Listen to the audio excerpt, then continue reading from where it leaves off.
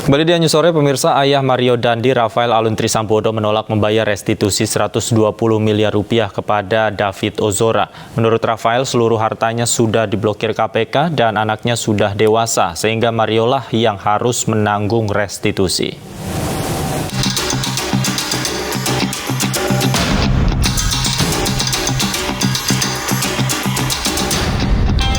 Sejumlah saksi yang meringankan terdakwa Mario Dandi dalam kasus penganiayaan berat terencana terhadap David Ozora tidak hadir dalam sidang.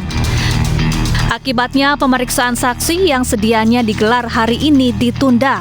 Sidang dilanjutkan kembali Selasa pekan depan. Sementara itu, kuasa hukum Mario Dandi membacakan surat yang ditulis ayah Mario, Rafael Alun Trisambodo dari rutan KPK. Isinya, Rafael tidak bersedia menanggung biaya restitusi yang harus dibayar Mario Dandi. Menurut Rafael, anaknya telah dewasa sehingga Mariolah yang harus membayar restitusi. Selain itu, seluruh rekening Rafael telah diblokir KPK. Kami menyampaikan bahwa dalam saksi kami tidak bersedia untuk menanggung restitusi tersebut dengan pemahaman bahwa bagi orang yang telah dewasa maka kewajiban membayar restitusi ada pada pelaku tindak pidana. Bahwa benar sikap kami pada awal kejadian perkara ini berkehendak membantu tanggungan biaya pengobatan korban, sehingga kami memperhatikan diri untuk menawarkan bantuan biaya pengobatan korban.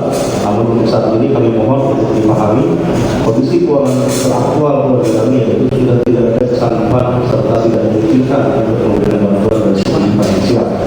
Aset-aset kami sekeluarga dan rekening sudah diblokir oleh Komisi Pemberantasan Korupsi dalam rangka penetapan saya dari tersangka atas dugaan tindak pidana gratifikasi.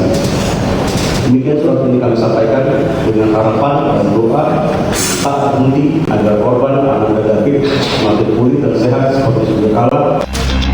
Sebelumnya, keluarga korban David Ozora mengajukan restitusi melalui Lembaga Perlindungan Saksi dan Korban. LPSK menyebut terdakwa Mario Dandi harus membayar restitusi kepada David sebesar 120 miliar rupiah. Mario Dandi dan Shane Lucas didakwa melakukan penganiayaan berat secara terencana terhadap David Ozora. Mario dan Shane terancam hukuman 12 tahun penjara. Kasus ini juga melibatkan anak perempuan AG yang merupakan kekasih Mario. AG telah lebih dulu dijatuhi vonis 3,5 tahun penjara lantaran terbukti turut serta dalam penganiayaan David Ozora. Adapun kasus penganiayaan dipicu karena Mario marah kekasihnya AG diduga mendapat perlakuan tidak baik dari David Ozora. Shane dan AG ikut menyaksikan penganiayaan. Bahkan Shane merekam aksi keji Mario atas perintah Mario. Dari Jakarta, tim liputan iNews melaporkan.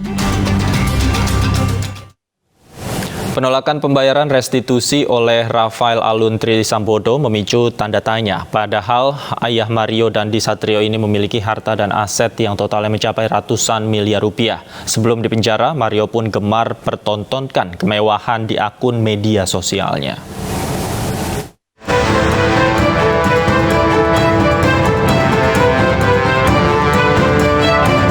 Hingga kini Komisi Pemberantasan Korupsi masih mendalami dugaan penyucian uang Rafael Alun Trisambodo. Rafael Alun juga diduga menerima gratifikasi dalam kapasitasnya sebagai pemeriksa pajak pada DJP Kemenko dalam kurun waktu 2011 hingga 2023. Pusat Pelaporan dan Analisis Transaksi Keuangan menemukan 40 rekening milik Rafael Alun dengan nilai mutasi selama 2019 hingga 2023 mencapai lebih dari 500 miliar rupiah. PPATK juga menemukan safe deposit box berisi uang tunai senilai 37 miliar rupiah yang diduga merupakan hasil suap. Tidak hanya itu, Rafael juga memiliki 11 aset tanah dan bangunan senilai 51 miliar rupiah lebih. Aset tanah dan bangunan diantaranya adalah tempat kos dan rumah mewah di kawasan Kebayoran Baru, Jakarta Selatan, serta perumahan di daerah Minahasa Utara, Sulawesi Utara yang lahannya mencapai 6,5 hektar. Selain tanah dan bangunan, Rafael juga punya 2 unit mobil senilai 425 juta. Tak tercatat mobil Rubicon yang digunakan putranya. Seluruh harta yang terbilang fantastis ini tidak terdaftar dalam LHKPN KPK. Dalam LHKPN, Rafael Alun tercatat memiliki harta kekayaan 56,1 miliar rupiah. Sepak terjang Rafael terungkap akibat ulah anaknya Mario Dandisatrio. Mario ditangkap setelah menganiaya anak pengurus GP Ansor hingga masuk ruang ICU. Mario pun gemar mempertontonkan kemewahan di akun media sosialnya, mulai dari koleksi motor Harley Davidson hingga Rubicon. Kasus Rafael ini membuka tabir tindak pidana pencucian uang yang ternyata marak terjadi di sejumlah kementerian.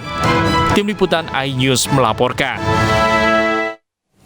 Kita ke informasi lain, pemirsa, anak Panji Gumilang hari ini mangkir dari pemeriksaan dugaan kasus TPPU.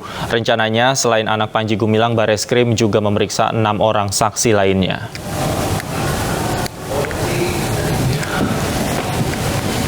Hari ini Bareskrim Polri rencananya akan memeriksa 8 orang saksi dari Pondok Pesantren Al Zaitun.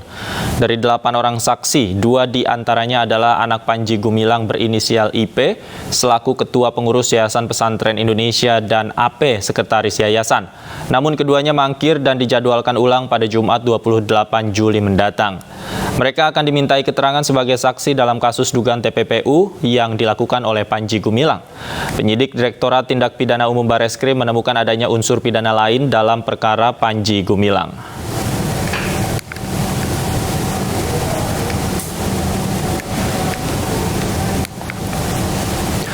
Sementara itu, satu persatu gurita bisnis Panji Gumilang disegel oleh pemerintah Kabupaten Indramayu. Salah satunya adalah usaha penggergajian kayu dan galangan kapal yang ditutup karena belum memiliki izin.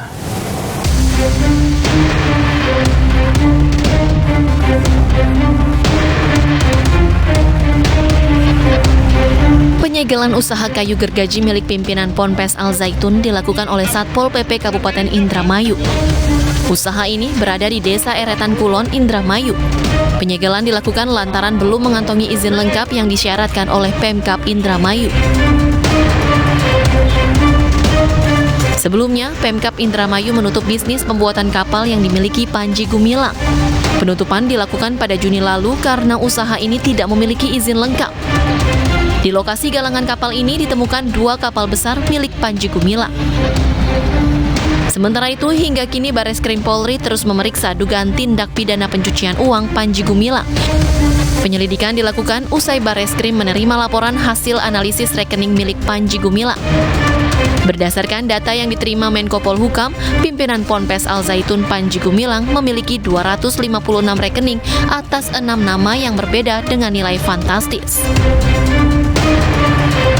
Panji Gumilang juga memiliki 33 rekening atas nama institusi, sehingga total rekening Panji Gumilang berjumlah 289 rekening. Pusat Pelaporan Analisis Transaksi atau PPATK telah memblokir semua rekening Panji Gumilang yang nilai transaksinya disebut bernilai fantastis. Tim Liputan iNews melaporkan. Pemerintah Kabupaten Indramayu kembali menutup lokasi usaha milik Panji Gumilang di Desa Eretan Kulon, Kecamatan Kandang Haur, Kabupaten Indramayu, Jawa Barat. Kembali disegel Pemkab Indramayu lantaran belum memiliki izin. Kalau untuk yang galangan kapal udah dari bulan Oktober 2022 sebelum ada rame-ramenya masalah Al Zaitun ya. Terus udah gitu setelah ini kita lihat loh kok kemarin ini ada yang masuk dari sebelahnya. Terus kita cek juga ternyata di penggergajian ini masuk dari situ. Pas kita cek dalam izin berusahanya mikro 50 juta, jadi akhirnya kita tutup kembali bahwa tidak sesuai dengan peruntukannya lah seperti